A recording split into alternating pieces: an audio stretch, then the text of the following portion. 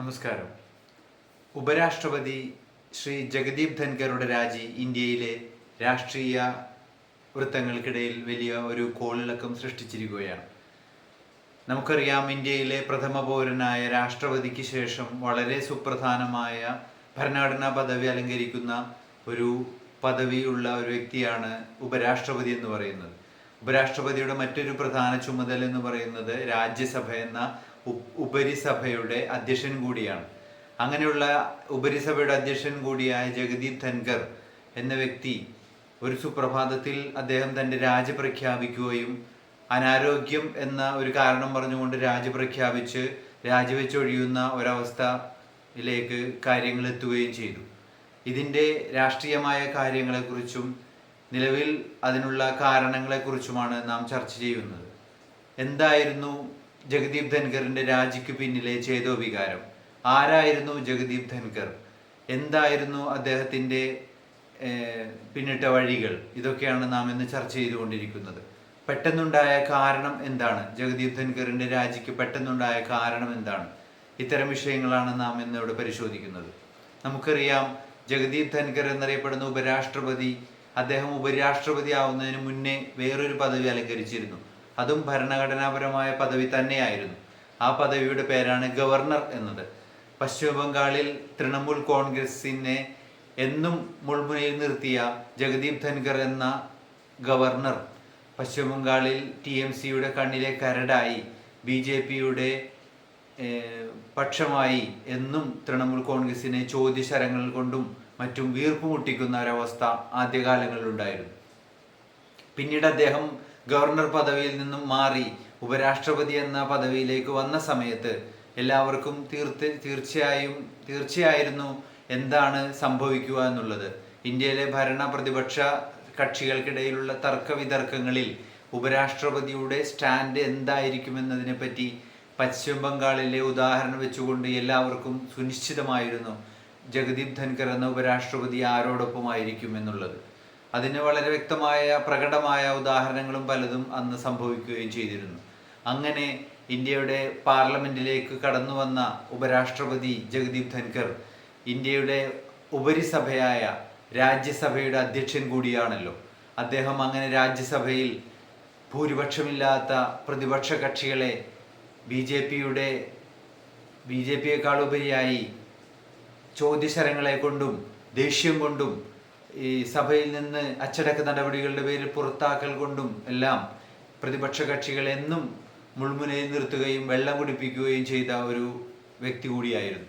അങ്ങനെ അദ്ദേഹം എന്നും ഭരണകക്ഷിയുടെ വ്യക്തി അല്ലെങ്കിൽ ഭരണകക്ഷിയുടെ ആൾ എന്ന നിലക്ക് തന്നെ രാജ്യസഭയിൽ അദ്ദേഹത്തിൻ്റെ പ്രവർത്തനങ്ങളുമായി മുന്നോട്ട് കൊണ്ടുപോയി. വളരെ പ്രധാനപ്പെട്ട സുപ്രധാനമായ ചർച്ച ചെയ്യുന്ന വിഷയങ്ങളിലെല്ലാം അദ്ദേഹം പ്രതിപക്ഷ കക്ഷികളെ പല നിലക്കും നിലംപരിശാക്കുന്ന ഒരവസ്ഥ അന്നും ഉണ്ടായിരുന്നു. അങ്ങനെ അറുതി കെട്ട് അങ്ങനെ പൊറുതി മുട്ടിയ ഈ പ്രതിപക്ഷ കക്ഷികൾ എല്ലാവരും കൂടി ചേർന്ന് അദ്ദേഹത്തിനെതിരെ ഒരു ഇംപീച്ച്മെന്റ് അവിശ്വാസ പ്രമേയം അദ്ദേഹത്തിനെതിരെ അവതരിപ്പിക്കുന്ന ഒരവസ്ഥ വരെ ഉണ്ടായിരുന്നു. അങ്ങനെ പ്രതിപക്ഷ കക്ഷികളുടെ അവിശ്വാസ പ്രമേയത്തിൻ്റെ വരെയും പാത്രീഭൂതനായ ഈ ജഗദീപ് ധൻഖർ എന്നറിയപ്പെടുന്ന ഇന്ത്യയുടെ ഉപരാഷ്ട്രപതി പെട്ടെന്നൊരു സുപ്രഭാതത്തിൽ എന്തുകൊണ്ടായിരിക്കാം അദ്ദേഹം ആ പദവിയിൽ നിന്ന് രാജിവെച്ചത് എന്നതിന് അദ്ദേഹം നൽകുന്ന വിശദീകരണങ്ങൾ പര്യാപ്തമല്ല. അദ്ദേഹം നൽകുന്നത് ആരോഗ്യപരമായ കാരണങ്ങളാൽ എനിക്ക് തുടരാൻ ബുദ്ധിമുട്ടുണ്ട് എന്ന കാരണമാണ് അദ്ദേഹത്തിൻ്റെ രാജിക്കത്തിൽ എഴുതിയിട്ടുള്ളതെങ്കിലും, പക്ഷേ ആ രാജിക്കത്ത് പ്രധാനമന്ത്രി സ്വീകരിക്കുകയും ചെയ്തു എന്നത് മറ്റൊരു കാര്യം. പക്ഷേ അദ്ദേഹത്തിൻ്റെ അദ്ദേഹത്തിന് പറഞ്ഞിട്ടുള്ള ഈ കാരണം അത് തികച്ചും നമുക്ക് ഉൾക്കൊള്ളാൻ പറ്റുന്നതിൻ്റെ അപ്പുറമാണ്. എന്തുകൊണ്ടാണ് നമുക്കത് ഉൾക്കൊള്ളാൻ സാധിക്കാത്തതെന്ന് ചോദിച്ചാൽ, അദ്ദേഹം ആരോഗ്യപരമായ കാരണങ്ങളാൽ ആണെങ്കിൽ അദ്ദേഹത്തിന് ആരോഗ്യപരമായ കാരണങ്ങളുണ്ട് എന്നുള്ളതൊരു വാസ്തവമാണ്. അദ്ദേഹത്തിൻ്റെ ബൈപ്പാസ് സർജറി നടന്നിരിക്കുകയാണ്.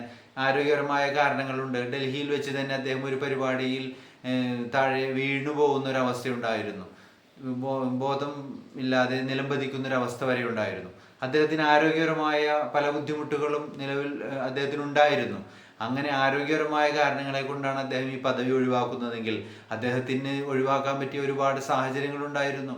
കഴിഞ്ഞ മാർച്ചിൽ തന്നെ അദ്ദേഹത്തിന് പദവി രാജിവെച്ചൊഴിയാൻ ഈ ആരോഗ്യപരമായ കാരണങ്ങൾ അധികമായിരുന്നു. പക്ഷെ അദ്ദേഹം അന്നൊന്നും അതിൻ്റെ ആരോഗ്യപരമായ കാരണം ചൂണ്ടിക്കാട്ടി ഈ പദവിയിൽ നിന്ന്, ഉപരാഷ്ട്രപതി എന്ന മഹത്തായ പദവിയിൽ നിന്നോ അല്ലെങ്കിൽ രാജ്യസഭയുടെ ചെയർമാൻ എന്ന പദവിയിൽ നിന്നോ രാജിവെച്ചൊഴിയാതെ മൺസൂൺ സെഷൻ തുടങ്ങി ഒരു ദിവസം പിന്നിട്ടതിന് ശേഷം അദ്ദേഹം പെട്ടെന്ന് പൊടുന്നനെ എല്ലാവരെയും അന്താളിപ്പിച്ചുകൊണ്ട് രാജിവെച്ചൊഴിയുന്നത് എല്ലാവരിലും വളരെയധികം ആശ്ചര്യം ഉണ്ടാക്കി തീർത്തു എന്നതാണ് വാസ്തവം. എന്തായിരിക്കാം അദ്ദേഹത്തിൻ്റെ പെട്ടെന്നുള്ള കാരണം എന്നതാണ് നാം പരിശോധിക്കാൻ പോകുന്നത്. അദ്ദേഹത്തിൻ്റെ, നമുക്കറിയാം, അതിന് രണ്ട് പ്രധാനപ്പെട്ട കാര്യങ്ങളാണ് രാഷ്ട്രീയ വിചക്ഷണന്മാർ അതിനായി പ്രധാനമായും ചൂണ്ടിക്കാണിക്കുന്നത്. ഒന്ന്, ഭരണപക്ഷത്തിൻ്റെ ആ ഭാഗമായി നിൽക്കുകയും ഭരണപക്ഷത്തിന് വേണ്ടിയോ അല്ലെങ്കിൽ ഭരണപക്ഷത്തിൻ്റെ ആളായി നിന്നുകൊണ്ട് പ്രതിപക്ഷത്തെ പലപ്പോഴും ചോദ്യങ്ങളുടെയും പ്രശ്നങ്ങളുടെയും എല്ലാം ശരശയ്യയിൽ നിർത്തിയെങ്കിൽ പോലും അദ്ദേഹം അടുത്ത കാലത്തായി പ്രതിപക്ഷത്തോടും കൂടുതൽ അടുക്കുന്ന ഒരു കാഴ്ച നാം കണ്ടതാണ്. ഓപ്പറേഷൻ സിന്ദൂർ എന്നറിയപ്പെടുന്ന ഇന്ത്യയും പാകിസ്ഥാനും തമ്മിൽ ഈ അടുത്ത് നടന്ന ഒരു സൈനിക നടപടി, ആ സൈനിക നടപടിയുടെ ഭാഗമായി പഹൽഗാം അറ്റാക്കിൻ്റെ പശ്ചാത്തലത്തിലുണ്ടായ ഇന്ത്യ നടത്തിയ സൈനിക നടപടിയായ ഓപ്പറേഷൻ സിന്ദൂറിൻ്റെ ഭാഗമായി കേന്ദ്ര സർക്കാർ ഒരുപാട് ചോദ്യശരങ്ങൾ അന്ന് മുതൽ തന്നെ നേരിട്ടുകൊണ്ടിരിക്കുകയാണ്. ഈ അവസരങ്ങളിലെല്ലാം പലവിധ ന്യായങ്ങൾ പറഞ്ഞുകൊണ്ട് ആ ചോദ്യങ്ങളെല്ലാം മറുപടി പറഞ്ഞ് അവരതിനെ സോൾവ് ചെയ്തുകൊണ്ടിരിക്കുന്ന സമയത്ത് പാർലമെന്റ് കൂടിയപ്പോൾ രാജ്യസഭ മൺസൂൺ സെഷനിൽ രാജ്യസഭയിൽ പ്രതിപക്ഷാംഗങ്ങളെല്ലാവരും ഒറ്റക്കെട്ടായി ഓപ്പറേഷൻ സിന്ദൂർ ചർച്ച ചെയ്യണമെന്ന ആവശ്യവുമായി ചെയർമാൻ്റെ അടുത്ത് വരികയും ആ ചെയർമാൻ അതിനെ യാതൊരുവിധ സങ്കോചവും കൂടാതെ തീർച്ചയായും ഒരു കോംപ്രിഹെൻസീവ് ഡിസ്കഷൻ വേണം എന്ന തരത്തിൽ അദ്ദേഹം ആ വിഷയത്തെ സമീപിക്കുകയും ചെയ്തു. ഇത് തികച്ചും ഭരണകൂടത്തിന് കണ്ണിലെ കരടാവാൻ അദ്ദേഹത്തിന് വഴിവെച്ചു എന്നതാണ് ഒരു പ്രധാനമായ കാരണമായി ചൂണ്ടിക്കാണിക്കുന്നത്. മറ്റൊരു പ്രധാന കാരണമായി കാണിക്കുന്നത് എന്താണെന്ന് വെച്ചാൽ യശ്വന്ത് ശർമ്മ എന്നറിയപ്പെടുന്ന ഡൽഹി ഹൈക്കോടതിയിലെ ജഡ്ജായിരുന്ന യശ്വന്ത് ശർമ്മയുടെ വിഷയവുമായി ബന്ധപ്പെട്ടതാണ്. അദ്ദേഹത്തിൻ്റെ വീട്ടിൽ വെച്ച് അടുത്ത കാലത്തായി ഒരു തീപിടുത്തം നടക്കുകയും അതിനോടനുബന്ധിച്ച് അഗ്നിരക്ഷാസേന വരികയും അതിൽ അവർ പരിശോധിച്ചപ്പോൾ ചാക്ക് കണക്കിന് നോട്ടുകെട്ടുകൾ അവിടെ നിന്ന് ലഭിക്കുകയും ഒരുപാട് ചാക്ക് കണക്കിന് നോട്ടുകെട്ടുകൾ അദ്ദേഹത്തിൻ്റെ ഇതായിട്ടുള്ള നോട്ടുകെട്ടുകൾ കത്തി പോവുകയും ചെയ്ത ഒരു സാഹചര്യം ഉണ്ടായിരുന്നു. അങ്ങനെ ഒരു ഡൽഹി ഹൈക്കോടതി ജഡ്ജിയുടെ വീട്ടിൽ നിന്നും ഒരു നോട്ടുകെട്ടുകൾ, അത് സ്വത്തിൽ കവിഞ്ഞ അനധികൃതമായ ഒരു നോട്ടുകെട്ടുകൾ കത്തിക്കരിഞ്ഞു പോകുന്ന നിലക്കും അല്ലാതെയും കാണുമ്പോൾ സ്വാഭാവികമായ അദ്ദേഹത്തിനെതിരെ നടപടികളുണ്ടാവും. ആ ഒരു നടപടിയുടെ ഭാഗമായി ഈ രാജ്യം ഭരിക്കുന്ന BJP സർക്കാരോ അല്ലെങ്കിൽ NDA സർക്കാരോ പ്രതിപക്ഷ കക്ഷികളുമെല്ലാം ഒറ്റക്കെട്ടായി നിന്നുകൊണ്ട് തന്നെ ഇദ്ദേഹത്തെ ഇംപീച്ച്മെന്റ് ചെയ്യണമെന്ന വിഷയത്തിൽ ഒറ്റക്കെട്ടാണ് താനും. പക്ഷേ അവിടെ ഒരു പ്രശ്നം എന്തുകൊണ്ടാണ് സംഭവിച്ചതെന്ന് ചോദിച്ചാൽ, ഈ ഇംപീച്ച്മെന്റിനുള്ള പ്രമേയം ആദ്യം അവതരിപ്പിക്കുന്നത് എവിടെയാണോ അവിടെ പാസ്സായി കഴിഞ്ഞാൽ അവിടെ ആ പ്രമേയം അവതരിപ്പിക്കാമെന്നായാൽ അവിടെ അത് അവതരിപ്പിക്കുകയും പാസ്സാകുകയും ചെയ്താൽ പിന്നീട് മാത്രമേ അടുത്ത സെഷനിലേക്ക് അത് പോകാവൂ. അപ്പോൾ സ്വാഭാവികമായും ലോക്സഭയിൽ അത്തരം ഒരു ഇംപീച്ച്മെന്റിലേക്ക് മുന്നേറിക്കൊണ്ടിരിക്കുന്ന അല്ലെങ്കിൽ ഇംപീച്ച്മെന്റിന്റെ നടപടികളിലേക്ക് കടന്നുകൊണ്ടിരിക്കുന്ന BJP സർക്കാരിന് തീർച്ചയായും രാജ്യസഭയിൽ പ്രതിപക്ഷ കക്ഷികൾ ഒറ്റക്കെട്ടായി ഉയർത്തിയ ഇംപീച്ച്മെന്റ് എന്ന ആവശ്യം ജഗദീപ് ധൻകർ സ്വീകരിച്ചത് വഴി ലോക്സഭയിൽ ആദ്യമായി ആ ഇംപീച്ച്മെന്റ് പ്രമേയം അവതരിപ്പിക്കാനുള്ള അവസരം നഷ്ടപ്പെടുകയും അങ്ങനെ പ്രതിപക്ഷ കക്ഷികൾക്ക് ഒരു മുൻതൂക്കം ലഭിക്കുകയും ചെയ്യുന്ന ഒരവസ്ഥ ഈ വിഷയത്തിൽ ഉണ്ടായി. അങ്ങനെ ഭരണപക്ഷവും പ്രതിപക്ഷവും എല്ലാം ഒറ്റക്കെട്ടായി നിന്നുകൊണ്ട് പാസ്സാക്കി എടുക്കേണ്ട ഒരു കാര്യം, അതിൽ ഞങ്ങളാണ് മുൻകൈ എടുത്തതെന്ന് ഭരണകക്ഷികൾക്ക് അവകാശവാദം ഉന്നയിക്കാൻ ഒരു അപ്പർ ഹാൻഡ് ലഭിക്കാൻ കിട്ടുന്ന ഒരവസരം പക്ഷേ ജഗദീപ് ധൻകറുടെ ഈ പ്രതിപക്ഷ കക്ഷികളോടുള്ള മൃദു സമീപനത്തിന്റെ ഭാഗമായി ഭരണകക്ഷിക്ക് നഷ്ടപ്പെടുകയും ഈ അടുത്തു വരുന്ന നിയമസഭാ തെരഞ്ഞെടുപ്പ് നടക്കുന്ന ബീഹാറിലടക്കം ഭരണകക്ഷിക്ക് ഒരു തങ്ങളുടേതായ ഒരു ക്രെഡിറ്റായി അല്ലെങ്കിൽ ക്രെഡിബിലിറ്റിയുടെ ഭാഗമായി ഉയർത്തിക്കൊണ്ടുവരാൻ സാധിക്കുമായിരുന്ന ഒരു പ്രത്യേകമായ ഒരു ഗുണം അത് ഇവർക്ക് ഈ സമയത്ത് നഷ്ടപ്പെടുകയും പ്രതിപക്ഷ കക്ഷികൾക്ക് അതിൻ്റെ ആ ഒരു അപ്പർ ഹാൻഡ് ലഭിക്കുകയും ചെയ്തു. ഇത് ഭരണകൂടത്തെ അല്ലെങ്കിൽ ഭരണകക്ഷിയെ ചൊടിപ്പിച്ച രണ്ടാമത്തെ ഒരു കാരണമായിരുന്നു.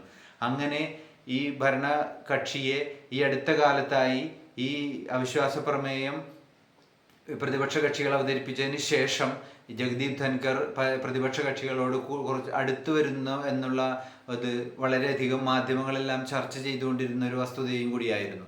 അതോടൊപ്പം തന്നെ രാജ്യസഭ ബിസിനസ് അഡ്വൈസറി കമ്മിറ്റി എന്നറിയപ്പെടുന്ന ഒരു കമ്മിറ്റി കൂടി എല്ലാ പ്രാവശ്യവും പാർലമെന്റ് സെഷൻ കൂടുമ്പോൾ ഉണ്ടാവാറുണ്ട്. ഈ കമ്മിറ്റിയുടെ ഉദ്ദേശം പാർലമെന്റുമായി ബന്ധപ്പെട്ട വിഷയങ്ങൾ സംസാരിക്കാനുമായിട്ടുള്ള ഒരു കമ്മിറ്റിയാണ്. ആ കമ്മിറ്റിയിൽ അധ്യക്ഷനായിരിക്കേണ്ടത് രാജ്യസഭയിലെ അധ്യക്ഷനായ ജഗദീപ് ധൻഖർ എന്നറിയപ്പെടുന്ന ഉപരാഷ്ട്രപതി തന്നെയാണ്.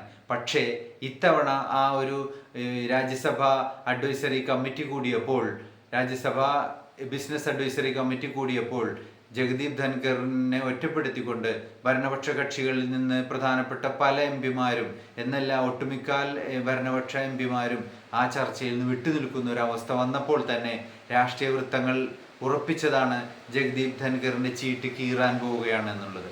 അതിൻ്റെ ഫലമായിട്ട് അതില്ലെങ്കിൽ അതിൻ്റെ അപകടം മണത്തറിഞ്ഞുകൊണ്ട് തന്നെ ആയിരിക്കണം അഭിമാനി കൂടിയായ ജഗദീപ് ധൻഖർ സ്വയം രാജിവെച്ച് ഒഴിഞ്ഞ് ഇനി ഞാൻ ഇതിൽ തുടരുന്നില്ല എന്ന് പറയുമ്പോൾ തന്നെ അദ്ദേഹം തൻ്റെ പ്രസ്ഥാനത്തോടുള്ള സ്നേഹവും ആ പ്രസ്ഥാനത്തോടുള്ള കടപ്പാടുകളും മറച്ചു വെക്കാൻ കൂടി തന്നെ അദ്ദേഹം തൻ്റെ അനാരോഗ്യം എന്നുള്ളത് ഒരു കാരണമായി എടുത്തു പറയുകയാണ്. ഇവിടെ ഉയരുന്ന വളരെ പ്രസക്തമായൊരു ചോദ്യമുണ്ട്. ഈ ജഗദീപ് ധൻഖർ ഇനി മറ്റൊരു സത്യപാൽ മലിക് ആവാൻ പോവുകയാണോ എന്നുള്ളതാണ് ഇന്ന് ചർച്ച ചെയ്യപ്പെടുന്ന മറ്റൊരു വിഷയം. എന്താണെന്ന് വെച്ചാൽ ജമ്മു കാശ്മീരിലെ ഗവർണറായിരുന്ന സത്യപാൽ മലിക് BJPയോട് അടുത്തിരുന്നെങ്കിൽ കൂടി ഒരു ഘട്ടത്തിലെത്തിയപ്പോൾ ഈ ജമ്മു കാശ്മീരിലെ 370 വകുപ്പെടുത്ത് കളഞ്ഞതിനും മറ്റ് ഭീകരവാദികളുടെ ആക്രമണവുമായും എല്ലാം ബന്ധപ്പെട്ട് BJPയെ പ്രതിക്കൂട്ടിൽ നിർത്തുന്ന ഒരവസ്ഥയിലേക്ക് സത്യപാൽ മാലിക്കിന്റെ പല പ്രസ്താവനകളും പല വെളിപ്പെടുത്തലുകളും പിന്നീട് അദ്ദേഹം ആ പദവിയിൽ നിന്ന് മാറിയതിനു ശേഷമുള്ള പല വിധത്തിലുള്ള ചാനലുകൾക്ക് നൽകിയ ബൈറ്റ്സിലുമെല്ലാം അദ്ദേഹം BJPയെ പ്രതിക്കൂട്ടിൽ നിർത്തുകയും വെല്ലുവിളിക്കുകയും ചെയ്യുന്ന ഒരവസ്ഥ ഉണ്ടായിരുന്നു. ആ ഒരു അവസ്ഥയിലേക്ക് ഇനി സത്യപാൽ മലിക്കിന്റെ അവസ്ഥയിലേക്ക് ജഗദീപ് ധൻഖറും ഈ രാജിക്ക് ശേഷം പല വിധത്തിലുള്ള വെളിപ്പെടുത്തലുകളുമായി വരുമോ എന്നതാണ് രാഷ്ട്രീയ ഇന്ത്യ അല്ലെങ്കിൽ ദേശീയ രാഷ്ട്രീയം ഉറ്റുനോക്കിക്കൊണ്ടിരിക്കുന്നത്. അതാണ് നമ്മുടെ ഇന്നത്തെ ദേശീയ രാഷ്ട്രീയത്തിലെ വളരെ പ്രധാനപ്പെട്ട വിഷയം എന്ന് പറഞ്ഞുകൊണ്ട് ഇത്തരം വിഷയങ്ങൾ വളരെയധികം ചർച്ച ചെയ്യപ്പെടുന്ന ഈ സാഹചര്യത്തിൽ ജഗദീപ് ധൻഖറിന്റെ ഈ രാജിയും വളരെയധികം രാഷ്ട്രീയ വൃത്തങ്ങൾക്കിടയിൽ പ്രസക്തമായി കൊണ്ടിരിക്കുകയാണ്, ചർച്ച ചെയ്യപ്പെട്ടുകൊണ്ടിരിക്കുകയാണ്. വരും ദിനങ്ങളിൽ എന്താണ് ജഗദീപ് ധൻഖറിന്റെ രാജി എന്നതിനെ കുറിച്ച് കൂടുതൽ വിവരങ്ങൾ നമുക്ക് മനസ്സിലാക്കാനും അറിയാനും സാധിക്കും എന്നത് മാത്രം പറഞ്ഞുകൊണ്ട് നിർത്തുന്നു. ജയ് ഹിന്ദ്.